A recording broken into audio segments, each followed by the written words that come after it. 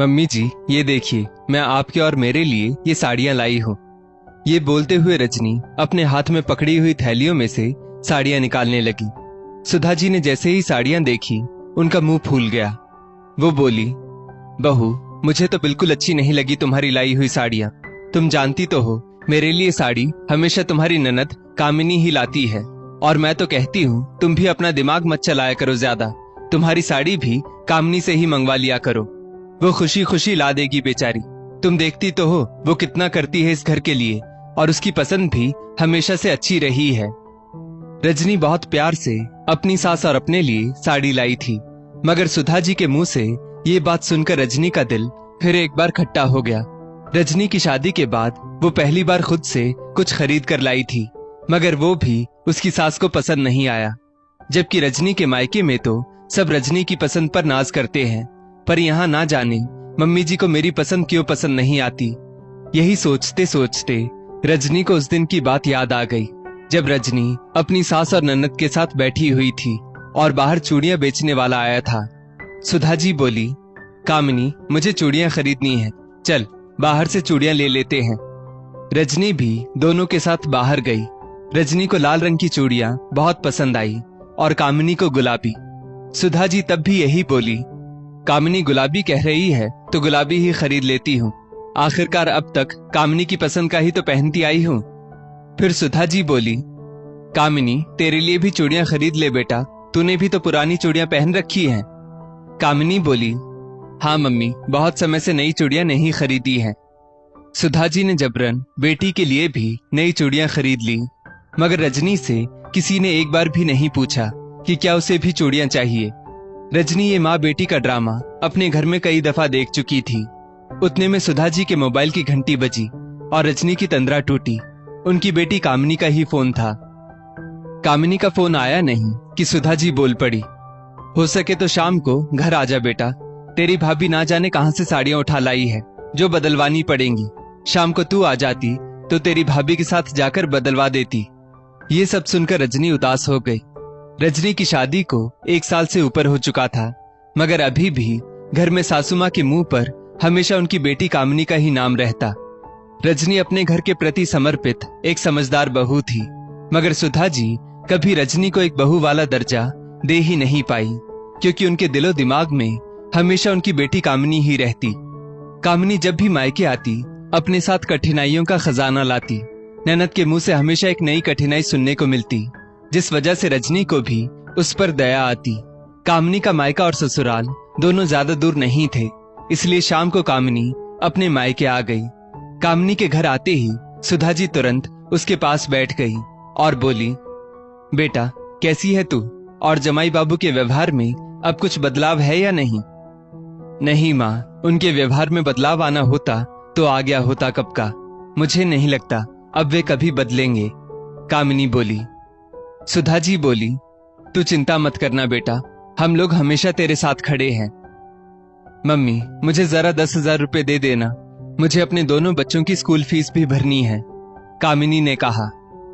हाँ हाँ रुक बेटा, अभी लाई। इतना कहते हुए सुधा जी अपने कमरे में जाकर अलमारी खोलने लगी और पैसे लाकर कामिनी के हाथ में रख दिए। रजनी जब से ब्याह कर इस घर में आई थी तब से यही देख रही थी कि उसके सास ससुर बार बार बेटी को पैसे देते हैं। थोड़ी देर बाद कामिनी और रजनी साड़ियां बदलवाने गए, जहां कामिनी ने अपने लिए भी एक साड़ी खरीद ली और अपनी माँ से लिए पैसों में से ही उसने साड़ी के पैसे दिए। रजनी को पहले तो कामिनी दीदी पर बहुत दया आती थी, क्योंकि वे हमेशा बताती कि उनके पति और ससुराल वाले मिलकर उन पर बहुत अत्याचार करते हैं, मगर बार बार ननद का अपने मायके से यूं पैसे लेना अब रजनी को भी अखरने लगा था। और आज तो कामिनी ने हद ही कर दी थी।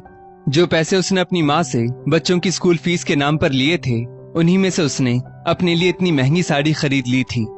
रजनी को ये बात बिल्कुल हजम नहीं हुई। रात में वो अपने पति राजीव से बोली, कामिनी दीदी को हमारे घर से बार बार पैसे क्यों दिए जाते हैं राजीव?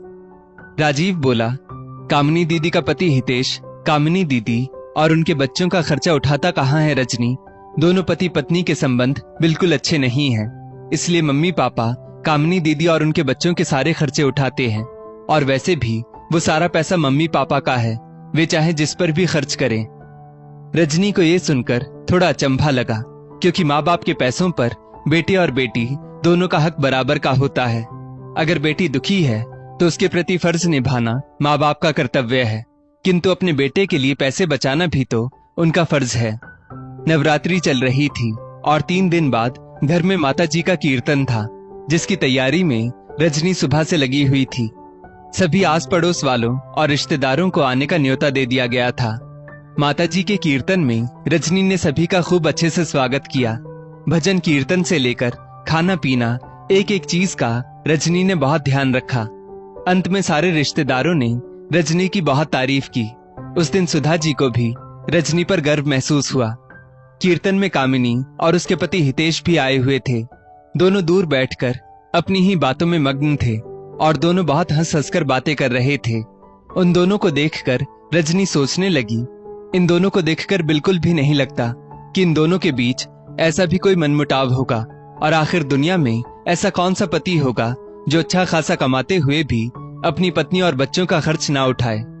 दीदी जीजा जी तो इतने सालों बाद भी दूर बैठकर इस तरह बातें कर रहे हैं जैसे कोई नवविवाहित जोड़ा हो। जब रजनी ने कामिनी दीदी और हितेश जीजा जी को नाश्ता दिया तो दोनों एक ही प्लेट में नाश्ता करने लगे। रजनी को जैसे आज शक नहीं यकीन हो चला था कि दीदी जीजा जी में बहुत गहरा प्यार है। तो क्या दीदी यहाँ मायके में जीजा जी के खिलाफ सब कुछ झूठ बताती है? दीदी की वो एक के ऊपर एक कठिनाइयां क्या सिर्फ एक दिखावा है? लेकिन दीदी अपने ही मायके वालों को इतना झूठ क्यों बोलेंगी? मायके वालों से तो एक बेटी का अटूट रिश्ता होता है। इतना झूठ क्या सिर्फ पैसों के लिए? क्या एक बेटी अपने मायके वालों से इतना झूठ बोल सकती है? रजनी के मन में अब बहुत सारे सवाल आ चुके थे। उतने में रजनी को पीछे से किसी ने आवाज दी। रजनी ने सब विचार एक तरफ रखे और फिर से मेहमानों की आव भगत में लग गई। मगर उस रात रजनी के मन में फिर वही सब सवाल आने लगे। कहीं ऐसा तो नहीं कि कामिनी दीदी अपने पति की सारी कमाई बचाकर इस घर से अपने खर्चे पूरे कर रही है, क्योंकि वे जानती है कि उनके मम्मी पापा के पास बहुत पैसा है।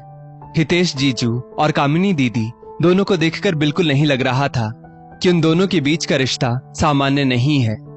रजनी जानती थी अपने पति या सास ससुर से इस बारे में बात करके कोई फायदा नहीं, क्योंकि वे लोग सोचेंगे कि मुझे कामिनी से जलन है, इसलिए मैं ऐसा सब बोल रही हूँ। वैसे भी एक बेटी के बारे में उसके माँ पापा कभी गलत क्यों सोचेंगे? वो अगली बार का इंतजार करने लगी कि देखते हैं दीदी वापस कब पैसे मांगती हैं। दूसरी ओर रजनी की सास सुधा जी के व्यवहार में काफी बदलाव आ चुका था। नवरात्रि में जब से सारे रिश्तेदारों ने उनकी बहू की तारीफ की थी, तब से सुधा जी को भी अपनी बहू थोड़ी थोड़ी अच्छी लगने लगी थी। अब वे उस पर ज्यादा टोका टोकी नहीं करती थी और हर मसले में रजनी की राय भी पूछने लगी थी। रजनी भी सासुमां में आए बदलाव से खुश थी। थोड़े ही दिन बाद कामिनी ने अपनी माँ सुधा जी को फोन किया और बोली, मम्मी राजीव से कहो जल्दी से मेरे नंबर पर 10,000 गूगल पे कर दे। बिजली का बिल ना भरने की वजह से बिजली वालों ने हमारे घर की लाइट काट दी है। सुधा जी ने फोन रखकर राजीव से तुरंत 10,000 कामिनी को गूगल पे करने के लिए कहा। रजनी बोली, रुको राजीव, पहले मेरी ये बात सुन लो। फिर रजनी सुधा जी से बोली, मम्मी जी ये तो बहुत गलत हो रहा है कामिनी दीदी के साथ। उनकी शादी को 10 वर्ष हो गए हैं और अगर उनके पति और कामिनी दीदी का रिश्ता इतना ही खराब चल रहा है तो दीदी को ऐसे पति के साथ रहने की क्या जरूरत है? दीदी को और उनके बच्चों को हमेशा के लिए यहाँ मायके आ जाना चाहिए।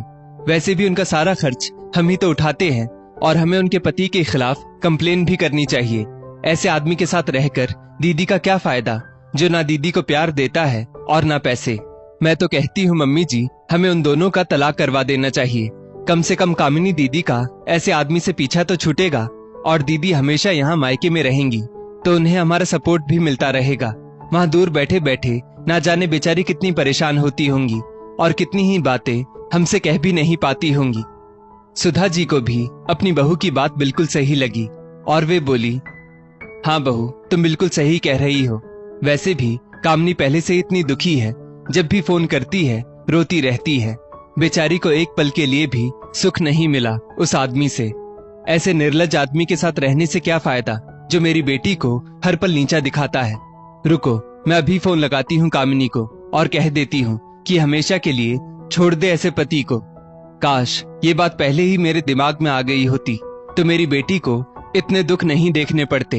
हमें पहले ही अपनी बेटी और नाते नातिन को यहाँ ले आना चाहिए था। सुधा जी ने कामिनी को फोन किया तो वहां से कामिनी और हितेश एक दूसरे के सामने मुस्कुराने लगे और हितेश बोला, लगता है पैसे भेज दिए होंगे, तभी फोन आया है तुम्हारी मम्मी का। कामिनी ने खुशी से फोन उठाया और बोली, हाँ मम्मी, पैसे भेज दिए क्या? सुधा जी बोली, बेटा तू और बच्चे हमेशा के लिए यहाँ आ जाओ। ऐसे निर्लज आदमी के साथ क्यों रहना जो तुम्हें इतने कष्ट देता हो। कामिनी ये सब सुनकर स्तब्ध रह गई और बोली, मम्मी ये क्या कह रही हो तुम? समाज क्या कहेगा? आस पड़ोस के लोग क्या कहेंगे? मुझ में इतनी ताकत नहीं कि मैं जमाने का सामना करूं और सभी को दलीलें दूं, इसलिए मुझे नहीं आना मम्मी मायके। सुधा जी बोली, बेटा जमाने भर को दलीलें देने के लिए हम जो बैठे हैं, तुम्हें कोई जरूरत नहीं किसी के आगे अपनी सफाई देने की। बस अब बहुत हुआ। तू एक पल भी नहीं रहेगी ऐसे आदमी के साथ जिसने तेरे साथ इतनी बदसलूकी की है।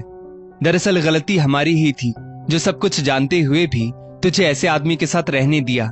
वैसे भी जब से तेरी शादी हुई है तब से तेरा और बच्चों का सारा खर्च हमने ही उठाया है। यही खर्च हम तुझे हमेशा अपने पास रखकर भी तो उठा सकते थे। वो तो आज बहू ने ये बात सुझाई तब मुझे ख्याल आया कि तू इतने सालों से ऐसे आदमी के साथ क्यों रह रही है। बस अब तू घर आ जा। कामिनी ये सब सुनकर घबरा गई और समझ गई कि इससे पहले कि माँ को सब सच पता चल जाए मुझे फोन रख देना चाहिए। कामिनी बोली, मम्मी मैं मायके नहीं आ सकती, मैं तुमसे बाद में बात करती हूँ, चलो फोन रखती हूँ। कामिनी के फोन रखने के बाद हितेश बोला, क्या हुआ, पैसे आ गए क्या?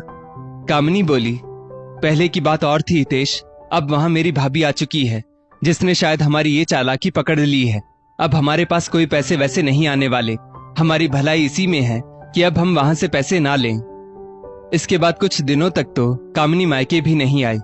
अब तो रजनी को पूरा यकीन हो चुका था कि कामिनी झूठ ही बोलती थी और चोरी पकड़े जाने पर अब उसने यहाँ आना भी छोड़ दिया था। सुधा जी ने आज कामिनी को अपनी कसम देकर घर बुलाया तो कामिनी अपने मायके आई। सुधा जी बोली, कामिनी मेरे फैसले पर तूने विचार किया या नहीं? कामिनी बोली, मम्मी अब हितेश में धीरे धीरे बदलाव आ गया है। मेरी हमेशा के लिए मायके चले जाने की धमकी सुनकर वो घबरा गया है और अब वो मुझे पैसे भी दे रहा है। इतना कहते हुए उसने चोर निगाहों से रजनी की तरफ देखा। रजनी वहीं खड़ी खड़ी मुस्कुरा रही थी। सुधा जी जब कुछ काम से बाहर गई तो रजनी बोली, कामिनी दीदी, एक बेटी का अपने मायके से अटूट रिश्ता होता है क्योंकि उसने वहां अपनी जिंदगी के 20-22 वर्ष बिताए होते हैं। अपने मायके वालों से झूठ बोलने के बारे में एक बेटी सोच भी नहीं सकती, मगर कुछ लोग लालच में कुछ भी कर सकते हैं। ये बात अब समझ में आई मुझे।